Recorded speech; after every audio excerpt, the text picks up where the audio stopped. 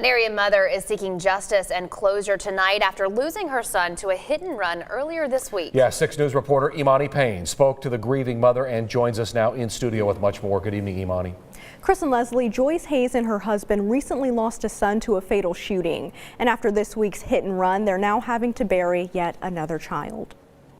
Joyce Hayes pores over her son William Ames' Facebook page, clinging to the pictures and memories made during his life.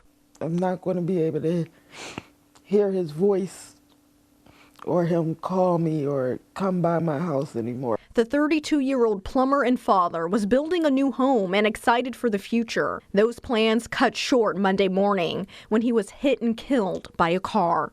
The suspect, Lance Anderson, who was allegedly racing another car at the time, left the scene.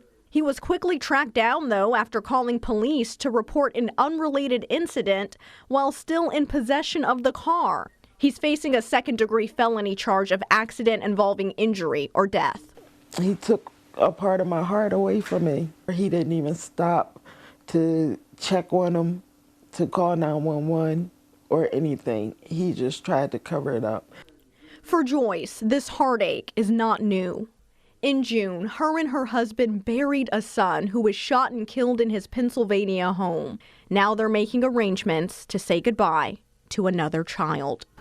While a memorial grows here at the crime scene, William's mother hopes it inspires drivers to be safe on the roads. They're not just hurting that person, they're hurting the family that that person belonged to, and also they're hurting their family because their family has to deal with the consequences. Hopeful no one else has to bury another child this way again.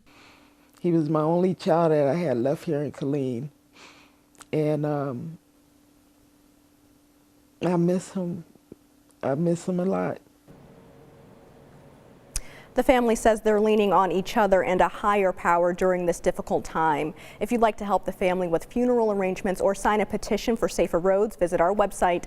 That's kcentv.com. Chris and Leslie. Yeah, Imani, we certainly feel horrible for that family. That's tough.